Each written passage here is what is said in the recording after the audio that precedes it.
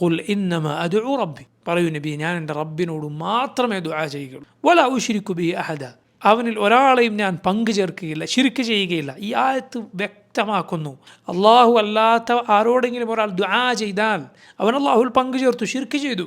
കാരണം ഈ ആയത്തിൽ നോക്കൂ, റബ്ബ് പറയുന്നത് ഖുൽ ഇന്നമാ അദ്ഉ റബ്ബി, ഖുൽ ഇന്നമാ അദ്ഉ റബ്ബി, ഞാൻ എൻ്റെ റബ്ബിനോട് മാത്രമേ തേടുകയുള്ളൂ, വിളിച്ചു പ്രാർത്ഥിക്കുകയുള്ളൂ. വലാ ഉശ്രികു ബിഹി അഹദ, അവനോട് ഒരാളെയും ഞാൻ പങ്കു ചേർക്കുകയില്ല, ശിർക്ക് ചെയ്യുകയില്ല. എന്താണ് ആയത്തിൽ നിന്ന് ഏതൊരു ബുദ്ധിയുള്ള മനുഷ്യനും മനസ്സിലാവുക? അള്ളാഹു അല്ലാത്തവരോട് തേടിയാൽ അവൻ ശിർക്കിലകപ്പെട്ടിരിക്കുന്നു. എന്നിട്ടാണ് ഇവിടെ ചില ആളുകൾ അള്ളാഹു അല്ലാത്തവരെ വിളിച്ച് തേടിയാലും ശിർക്കാവുകയില്ല എന്ന് പറയുന്നത്.